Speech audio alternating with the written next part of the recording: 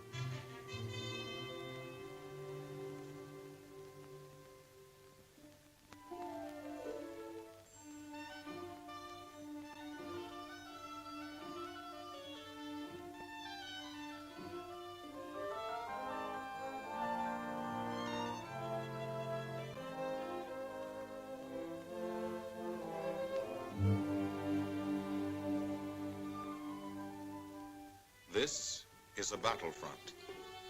A battlefront like no other in the long history of mankind's wars. This is an air front.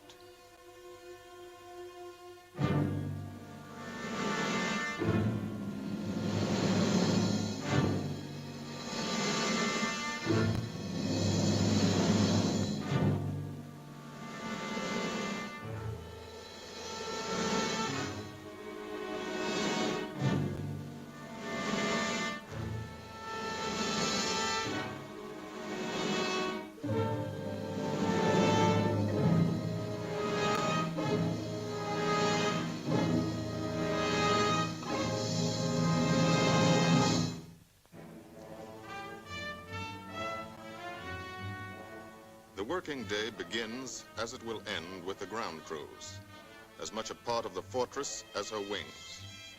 If you're a mechanic, you've got your own bomber. You get attached to it. But you know when your ship goes out on a mission, you may never see it again.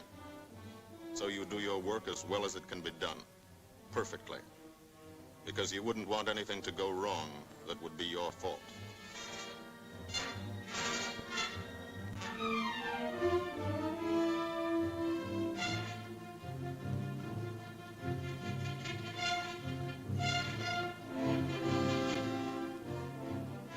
Today, the bombs will be taken from these bomb dumps somewhere in England and delivered to specific points in Wilhelmshaven, Germany.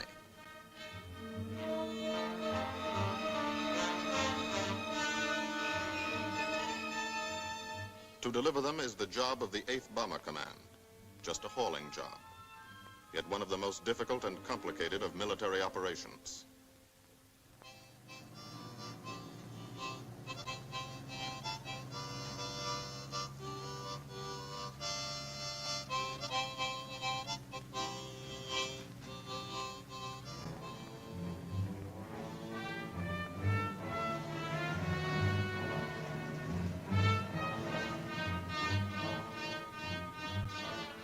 General-purpose demolition bombs. Impact velocity as high as 750 miles an hour. Pierce 5 inches of armor plate. Destroy a factory. Briefing at 0800. Pilots, bombardiers, and navigators take their places. The group commander, Colonel Stanley Ray, steps up to the target map, and for the first time you learn where you're going. Sometimes your face turns white when you find out. Sometimes the feeling you won't come back tightens your insides. Not so long ago, you were sitting like this in a college or high school classroom, not listening too hard, perhaps even a little sleepy. But you listen here. And as you listen, you don't have time to think of yourself. Fear fades. You concentrate on the mission. Type of formation, assembly point, 0 hour, route to target, weather, enemy fighters, enemy flak, route back home. If forced down in enemy territory, destroy equipment. If taken prisoner, give no information. Name, rank, and serial number. That's all.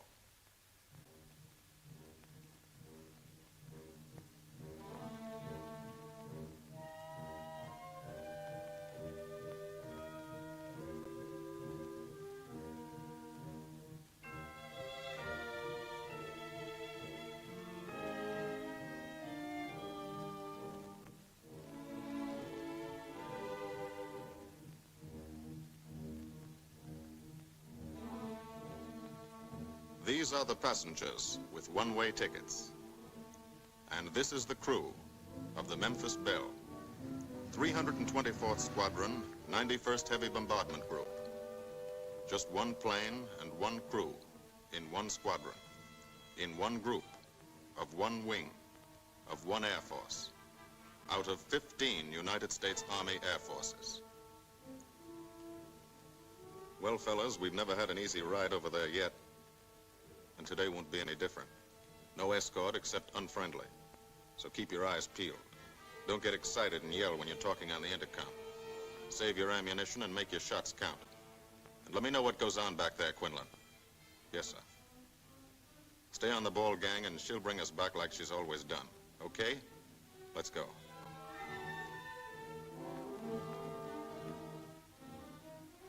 They have completed 24 missions in this, the toughest theater of air war, the big league of sky fighting. Their experience is priceless. And so, if the Memphis Belle comes back this afternoon, they will be sent to bring the vital lessons they have learned to thousands of air crew men in training at home. Home is America.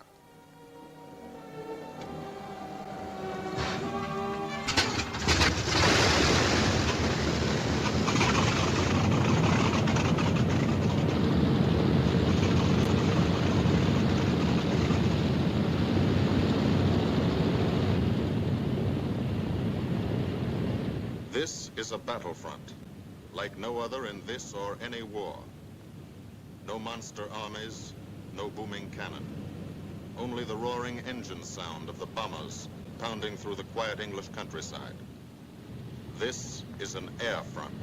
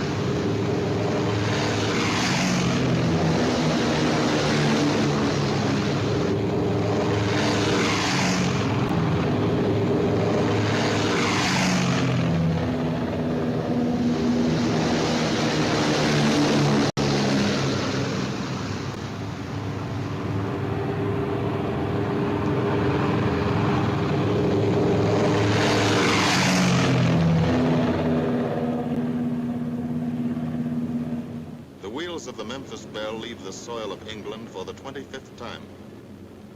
The friendly soil of England, with its ordered farms and rural hamlets, its country estates surrounded by formal gardens and well-kept parks. The England these Americans knew only from the classics they had to read in school. The England of the towns and cities, whose people have defended their island's freedom for over 1,000 years. But today, their countryside has changed.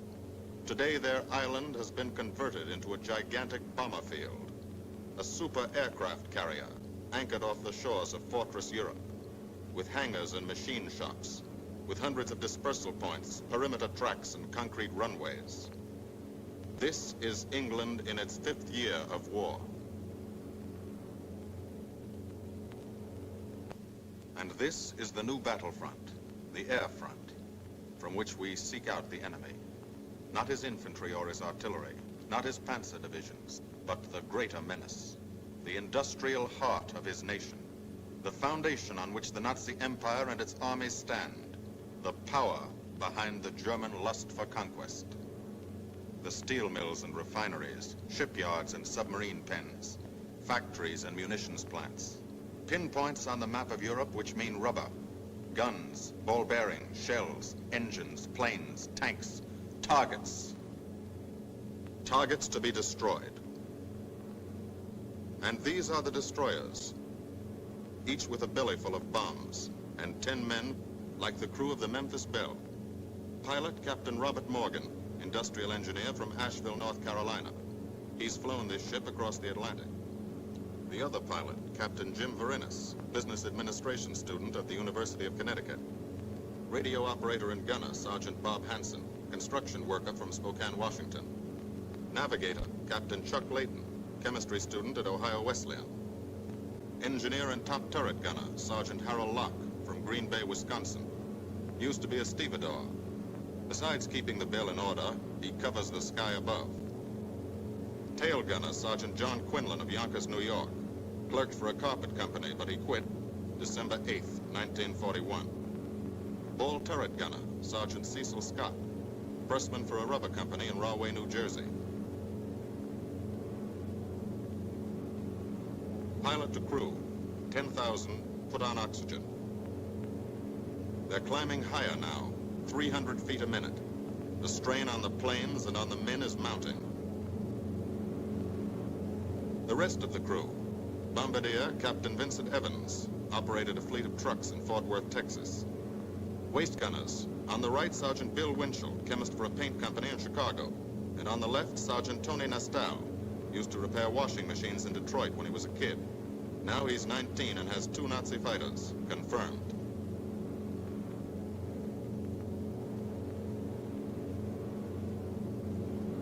It takes all of a pilot's strength to keep a 30-ton fortress in tight formation. But the formation is the bomber's best defense against enemy fighters.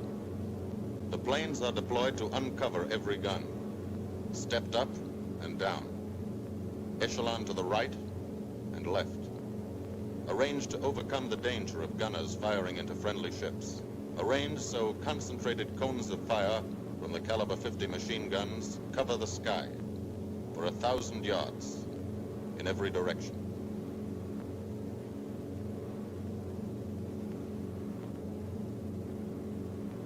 The friendly coast of England slips by below. It doesn't look like much now, but in a few hours when you come back, if you come back, this will be the most beautiful view in the world.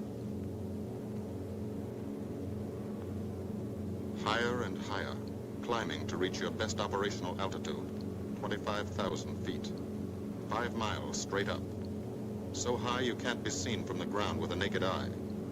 So high that after 1 minute without oxygen, you lose consciousness. After 20 minutes, you're dead.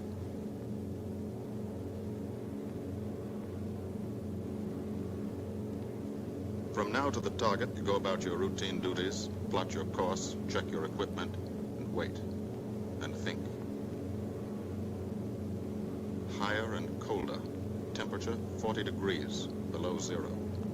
Take off your glove and you lose some fingers. You look out at the strange world beyond, reflections in plexiglass, like nothing you ever saw before, outside of a dream.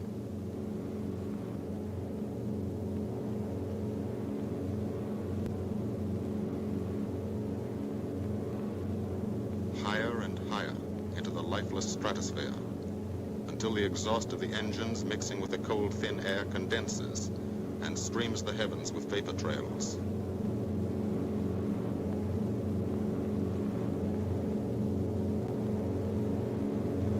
To the men in the ships, they're far from beautiful, for they point like beckoning fingers to the formation, signposts in the sky for the enemy to spot us.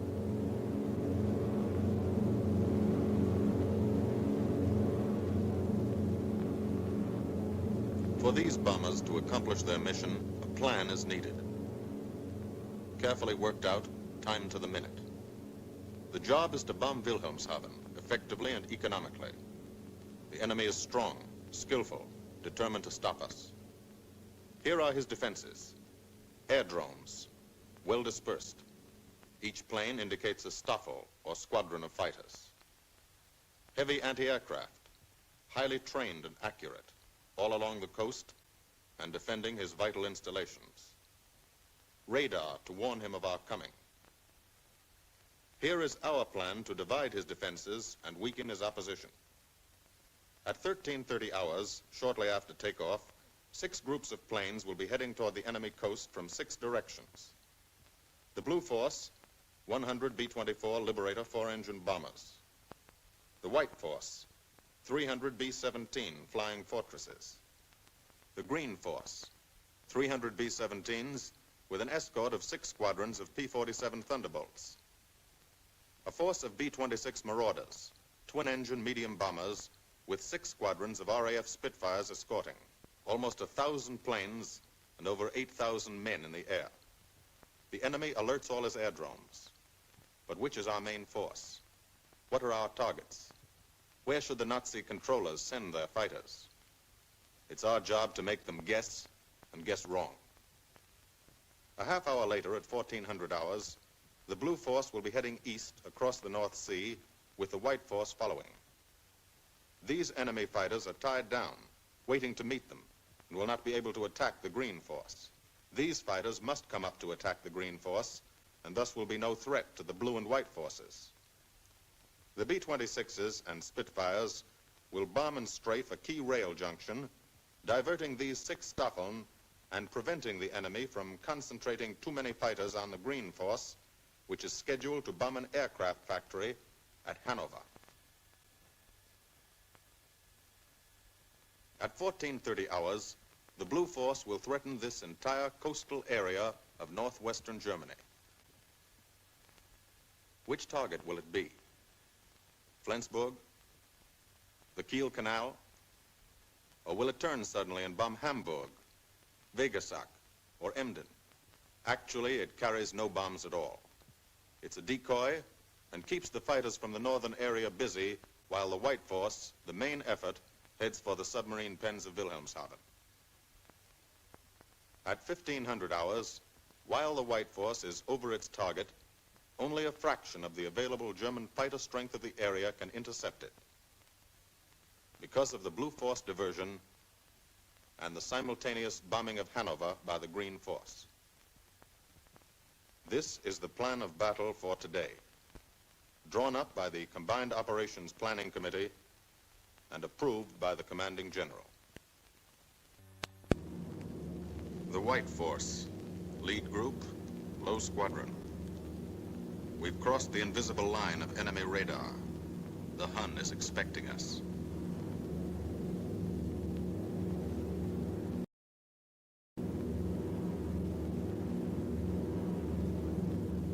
Steel helmets go on. Watchful eyes strain. Tight formations are held tighter still. Tense gunners more alert because here it comes. The enemy coast.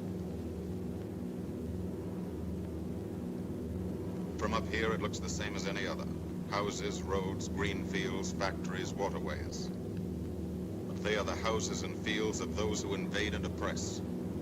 They are the factories and roads of the people who twice in one generation have flooded the world with suffering. Suffering in such quantity as the history of the human race has never known. Brought torment and anguish into countless American homes. Gold stars and telegrams from the War Department.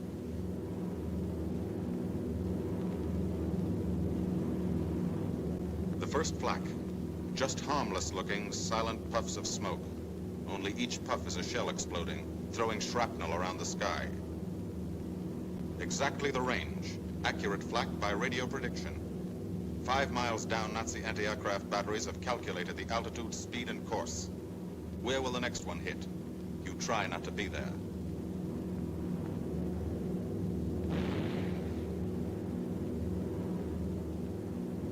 The docks and submarine pens of Wilhelmshaven.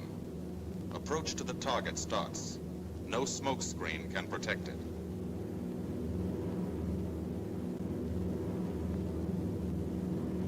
Now the enemy knows the path of your approach and walls that path with a flak barrage. But you fly right through it. Flak so thick you can get out and walk on it.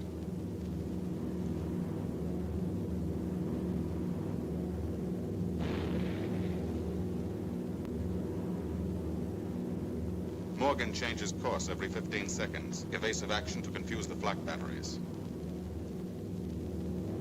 Bomb sights set for correct altitude and speed. Bomb bay doors open. The bombing run begins. Pilot to Bombardier. Okay, Vin, you've got it. Now Evans flies the Memphis Belle, controlling it through the bomb site. And now we are most vulnerable. Committed to our bombing run, we can't dodge flak or fighters. Here's the first.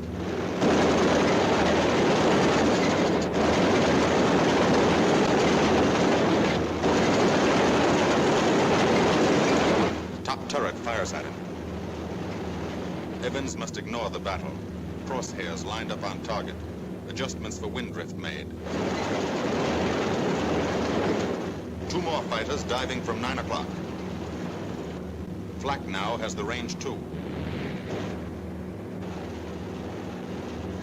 They've hit this fort, but he keeps on his bombing run.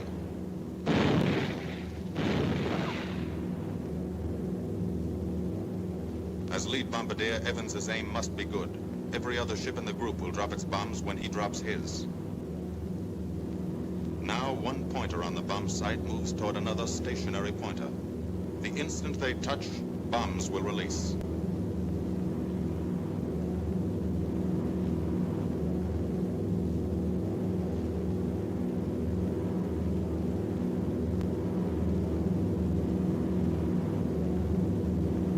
They touch. Bombs away.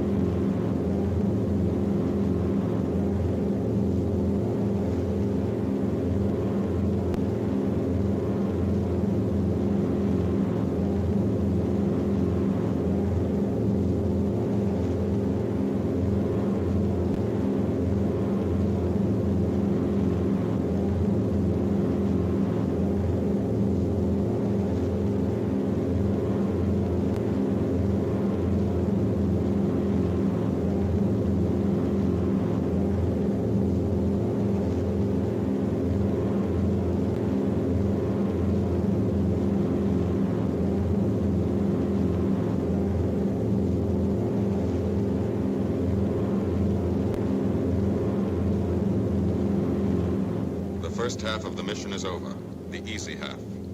Now to get home.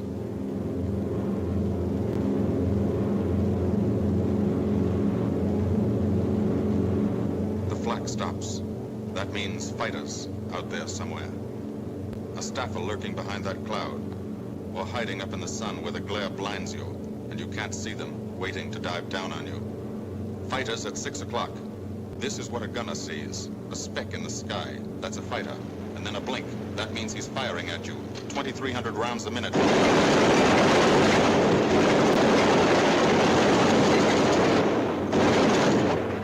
In a running battle, one of the most important instruments is the interphone. There's 4 of them. 1 o'clock high. They're coming around. Watch it.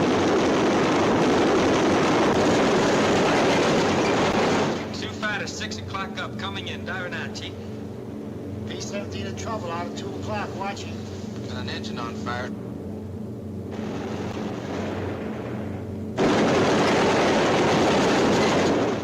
There's 2 more diving through the 94th. 3 planes, 9 o'clock, coming around. Keep your eye on them, boy.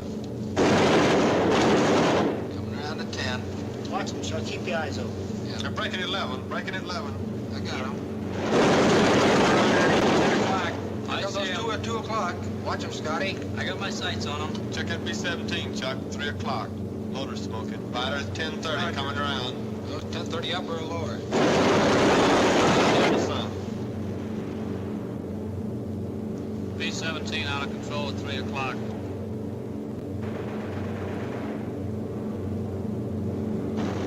Come on, you guys, get out of that plane. Bail out. There's one. He come out of the bomb bay. Yeah, I see him. There's a tail gunner coming out. Watch out for fighters. Keep your eye on them, Bill. See any parachutes, Quinlan? 2 parachutes open, Flag Chief. at 9 o'clock.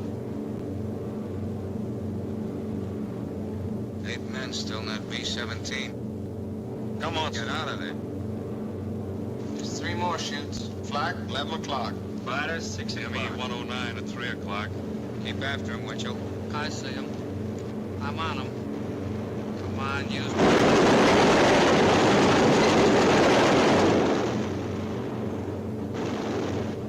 I got him. Quinlan, confirm that fighter. He got him, Chief. Look, he's bailing out. Don't yell on that intercom. Fighters, 10 o'clock. Watch those 2 at 12, Van. They're coming in. They're coming in, Scotty. Get that ball turret on him. Save the ammunition as much as possible.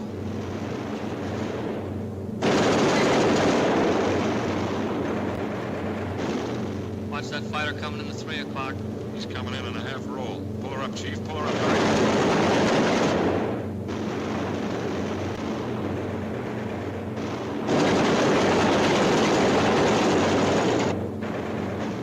This fortress is hurt.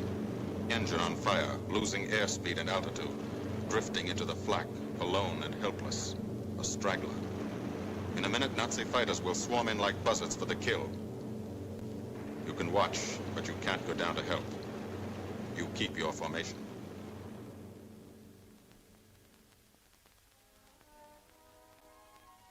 Here, too, the mission is being flown. None the less real for being in the minds and hearts of these men behind. Ask anybody who's been to a field in England, or anywhere else our bombers are based, and he'll tell you that there's drama here, too. Waiting to see who's coming back. To watch them, you might not realize how tense these ground crews are. But they are tense, and plenty worried. In Air Force talk, this waiting is known as sweating out the mission. These men know the flight plan. Their watches told them when the bombers were running into enemy flak, when they were over the target, when they left the enemy coast. And now their watches tell them the bombers should be nearing the field. Every ear strains for the first sound of the engines. And then somebody hears them. And somebody sees the first faint specks in the distant sky.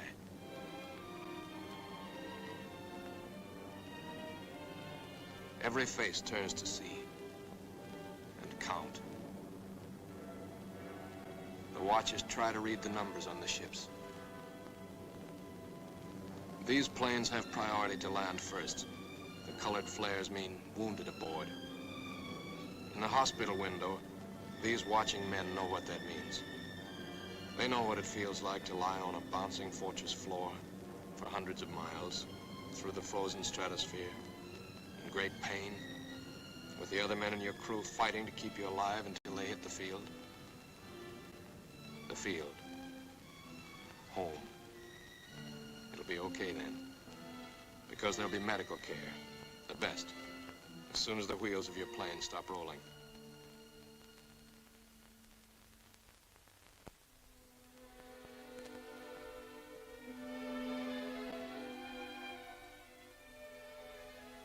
Head wound. Concussion.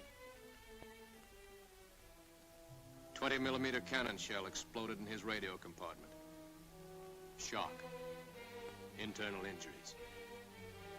He'll be all right, though. Flak burst scattered flying shrapnel.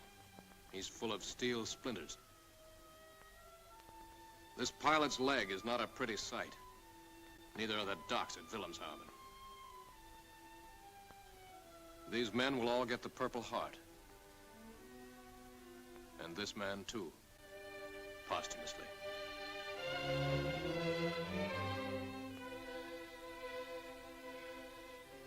A transfusion right in the plane. This gunner's too weak to be moved.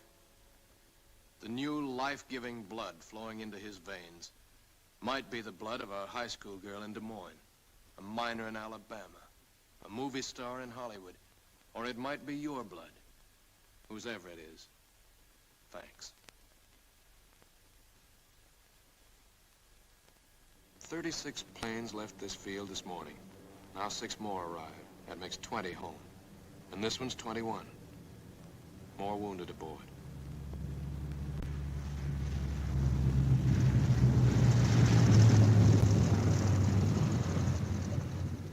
.22, coming in with his left inboard engine dead.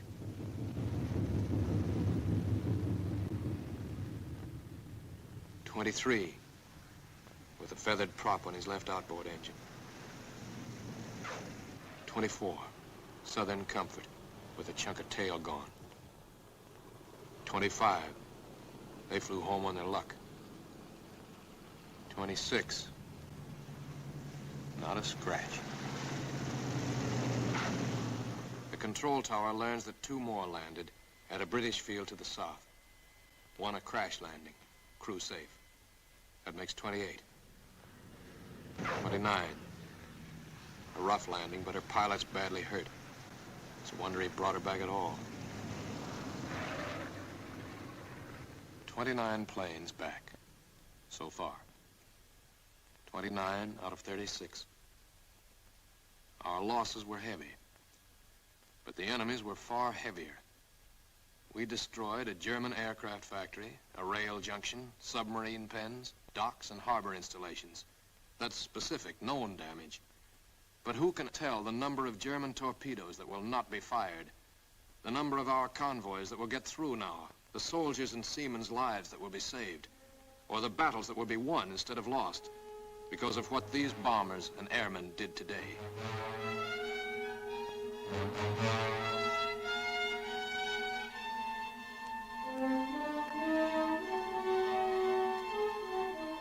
Pilot and tail gunner. They can laugh now. Fire on the inboard engine did this. Flames streaked back and burned the stabilizer, too. Another crew luck brought back.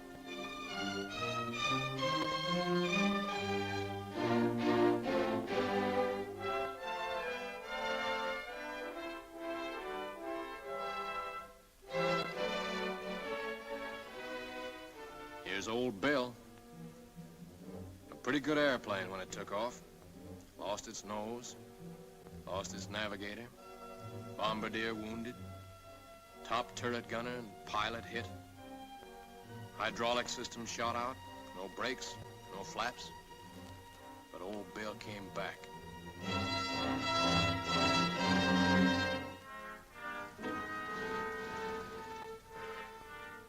Now, among the returned crew members, talk flows like a river, talking out every detail of the mission. These are the faces of combat, faces of Americans who have watched their comrades die, faces that can never forget the enemy, and they're in no mood to have their picture taken.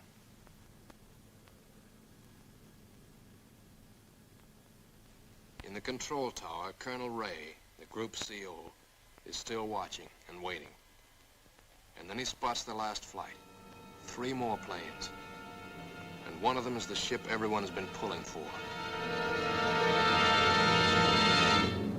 The Memphis Belle.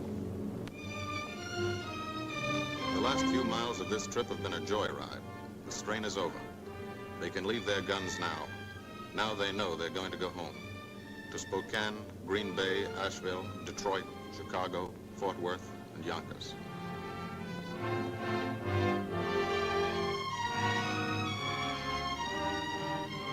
The Belle comes in for her landing, but first Morgan buzzes the field, cuts the grass with the giant fortress. It's against the rules, but this is a special occasion.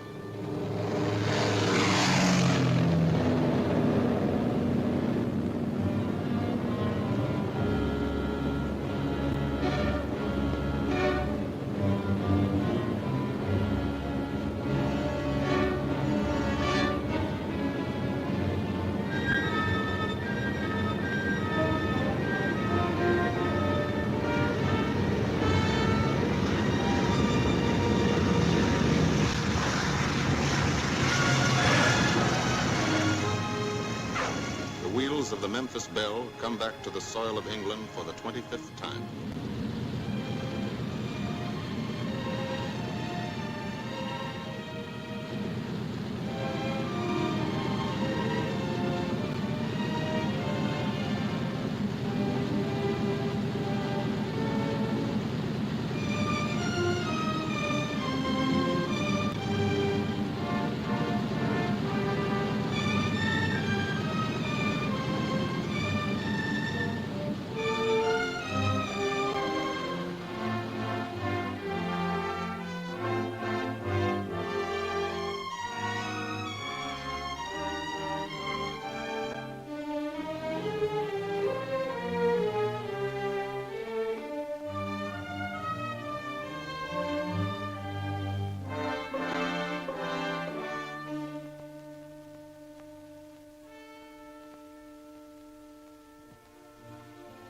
This is a day they will never forget.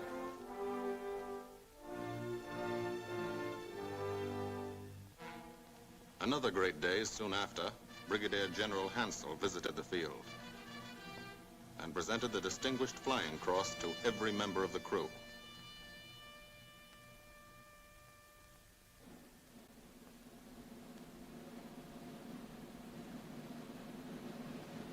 And then there was another day.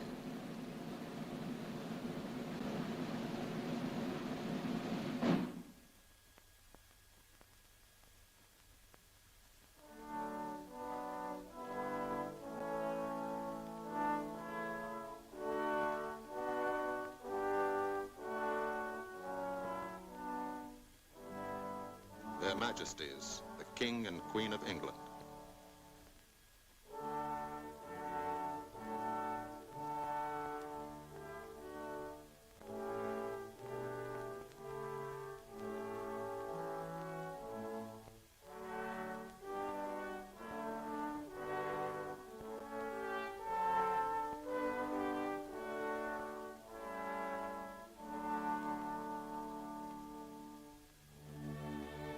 Johnny Quinlan never thought anything like this would happen to him when he left Yonkers.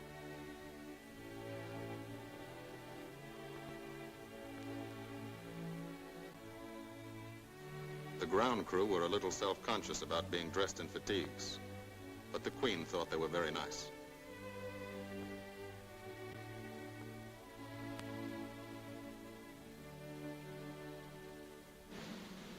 Finally, two more visitors came.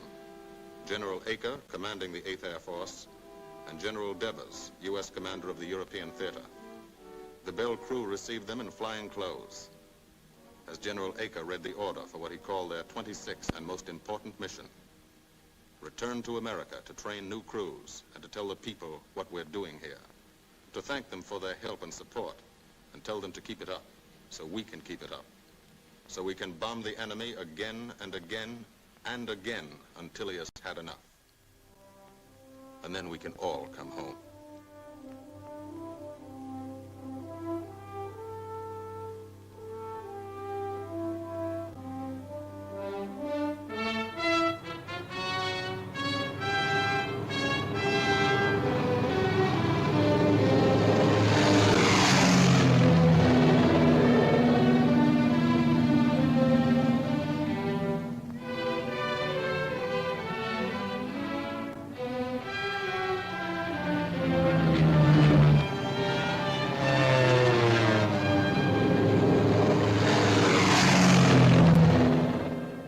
The 8th Air Force, who are now flying deep into Germany, bringing destruction to targets almost 1,000 miles from their bases.